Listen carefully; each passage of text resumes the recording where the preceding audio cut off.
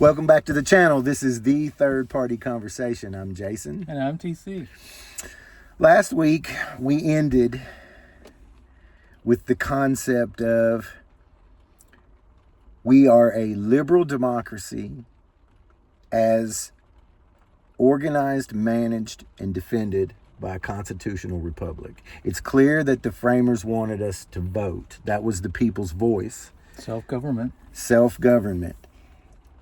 That's the democracy component. It's clear that they wanted us to be just as liberal with each other as we possibly could, because our liberties only extend to what we can agree upon as law.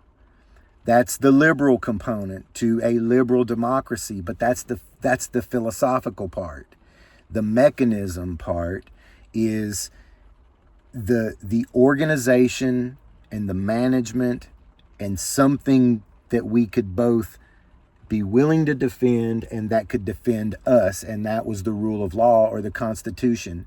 So those are all of the components I think that the forefathers were trying to pull from different places and put together to create a government of, by, and for the people. James Madison said in the 51st Federal Paper, if men were angels, no government would be required. And I think all of us know that asking people to do the right thing has never been enough. So the rule of law was something that was required. And I have to admit that I am not very prepared this week. And it's not for lack of trying. I looked up a lot of stuff and I did as much research as I could. We don't have a staff, you guys remember, it's just us. I looked up as much stuff as I could, and I have to say, it is a complicated subject, representation. And it is clear that the framers wanted representation for the people throughout government, not just in Washington, but throughout the judiciary. Representation was critical for the people.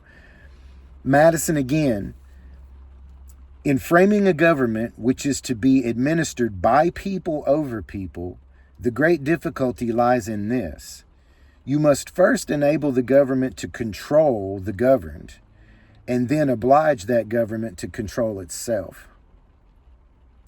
You start to see where the research can lead you, and I'm going to turn it over to TC over here and let you run with what you found, because it's more organized than me. Great book. I have done most of what I'm going to talk about comes from this. If I get it wrong, my apologies to Lee Drutman. If it's wrong, period, I'm going to blame it all on him.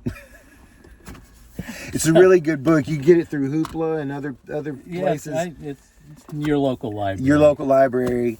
So he makes a really good case for multi-party system. Anyway. We've gotten warnings from our forefathers, our founding fathers, about the hazards of a two-party system. Well, what was the first thing they went out and did? They formed two parties. Say it. The Federalist Party, which was what George Washington was a part of, and the Democratic Republicans, which is what James Madison was a part of. And the parties came and they went throughout the years, and oh, by the way, they worked for about 170 years, because each of the states controlled their own sections of the party. So as many states as there were that many factions, which is what the founding fathers wanted, was factions. They feared two parties that were monolithic and one would be able to suppress the other. So the factions within the parties, they believed they had to make coalitions within each other. Right. Connecticut had to talk to New York, which had to talk to South Carolina in order to make shit happen. Right. And then it ended up evolving into essentially two parties within each party. So we had, for instance, in the Democrats, we had the liberals of the Northeast, and then we had the Dixiecrats, you may recall that phrase, down in the South. In 1950, the Society of Political Science, or the Association of Political Scientists, came out with a report, and it said the parties are too broken up. We need to have more control. Well, it was the Korean War. Nobody gave a shit what they said. So, revolves around about 1960. Martin Luther King is sitting in a jail cell, afraid for his life, and his pregnant wife is sitting at home. John F. Kennedy went against his advisors and made a phone call. And they talked. He talked to Coretta Scott King. Richard Nixon, on the other hand, followed his advisor's advice and didn't make a phone call. It was at that point that the Democratic Party became the party of civil rights. So the Dixiecrats decided, we will never be a part of the party of Lincoln, said, no, wait, not so fast, because we do not want to be a party to the civil rights. So they switched. So the conservative Republicans gained more people, and the liberal Republicans said, we can't deal with this, and they shifted over to the Democrats. So when somebody sits there and tells you that it was the Democrats that did X down south, they were right, because they had a bunch of Dixiecrats in it. So the party split started happening then. And they managed to keep it under control until about 2010. When you say party split, you mean? I mean, the parties were able to continue to work together because there wasn't a shitload of difference between the Democratic Party and the Republican Party. In the 1950s, both of them wanted Eisenhower to run as their president. And he decided on the Republican Party because that's what he grew up with. So throughout this time, they're working together because we had the Soviet Union, we had the evil empire, we had all of this stuff, but then we started seeing the chipping away of our laws, various ones with Reagan, we saw it with Clinton, and we saw it with Bush, and things chipped away until once again we ended up with somebody that nobody really wanted, sorta, in the White House. And the 2010 election reflected that. Mitch McConnell had flat out said we were going to make Obama a one-term president, and it cleaved everything. So now it became a zero-sum game. No matter what the other party wants, we're against it.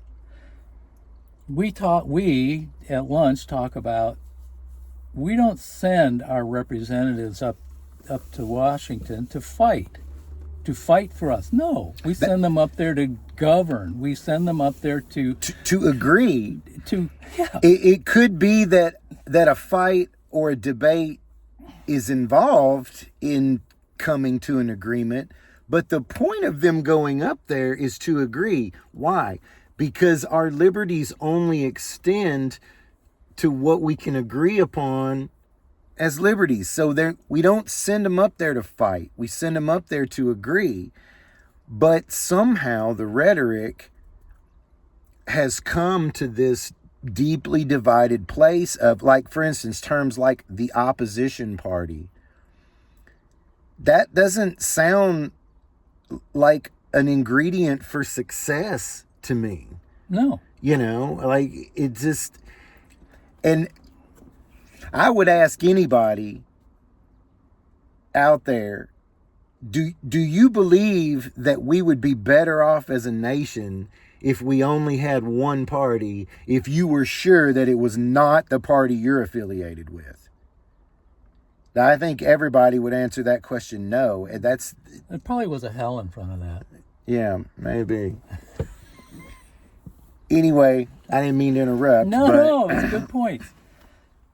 So it became a zero-sum game. Whatever one party wants, the other one's going to be automatically against it, whether it's in the budget. And then I had It this further- same revelation, by the way. I know. You Can got I it from interrupt you. again? Go for it. I'm not as smart as Dr. Drutman, but I saw in 2010, 11 round where they were where the Republican Party took a Republican healthcare plan, Romney Care, that they implemented in Massachusetts, and they loved it. He got acclaim for it. And President Obama basically took the structure of Romney Care and made a couple of adjustments so that it would work better for the nation, and presented it as the ADA. He didn't even present it as Obamacare. He presented it as the ADA. And the Republican Party shit all over their own plan and then pinned his name to it, Obamacare.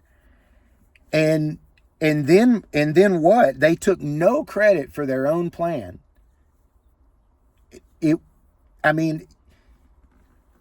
I told you the story about my childhood, about when I was a kid, my neighbor had this tire swing, and it was positioned, made just the right kind of way where you could put one kid on the tire swing and that kid would hold on for dear life. And then you could put two kids on the other side and you could grab this thing and swing it so hard that when it got to the other side, the other kid would grab the bottom of it and it would lift you off the ground. And then you could just come with all your weight and all your might and just sling it back to the other side, and the other kid would grab it and do the same. And of course, it was horribly dangerous. Obviously, an adult had to come outside and go, hey, knock that off. Somebody's going to get killed. That seems like where our politics is. Like that pendulum just swings harder and harder and harder. And this is the point where the parties began to rule, not represent. And we see it constantly. We've got people like David Hogg that gets inside the party and he is trying to make changes. We've got do-nothing Democrats that sit there and just year after year after year. We got the same doing nothing. They want to maintain their power position, their position of power, whatever you want to call it. We see the same thing in the Republican Party. We've got a Republican Party that is dominated by the MAGA side of this. We've got a Democratic Party that is dominated by the centrists. We've got liberals in the Democratic Party that are trying to make change, but they're constantly suppressed. They're never supported by the DNC. It's the same thing with the MAGA Party section of the Republican Party. They will promise to primary whoever doesn't support. And so why do they cave? Because they're afraid to be primaried. They don't want to represent. They want to maintain their positions. And subsequently, we saw it recently in the New York City election. The Democrats, in their arrogance, put forth Andrew Cuomo, corrupt, but the people saw through it, and they they voted for a dark horse. We see it in whether it's AOC and Bernie. They don't get support, and their candidates don't get it. The bottom line for me at this point is we've got 330 million people in this country. There is no way that the centrist Democrats and the MAGA Republicans are representing our needs. The big tent bullshit that's wool. It's exactly it. It's Bullshit. wool to pull over your eyes. That is somebody selling you something. No tent is big enough for everybody's thoughts. And I want to get to this. Whether you exist on the left or the right or somewhere in between, we all have to come to grips with the fact that there are people that are born in this country, just like you were, that have the same rights that you have, that don't think what you think. They don't. think that They they're don't. better than you in one way or another. They don't live by your philosophy. They don't want to live by your philosophy. There are people that think that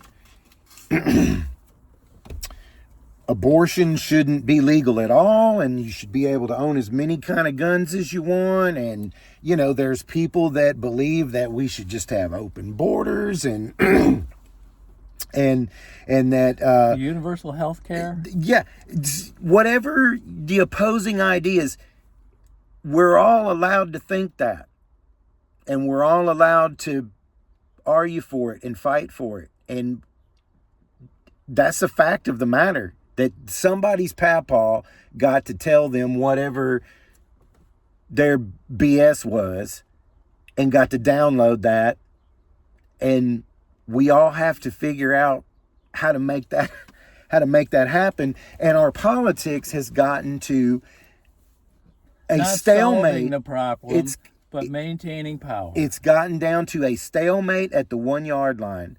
Now, every time there's an election, all we're looking for is for all the power to swing to one side. And let me tell you what James Madison had to say about that.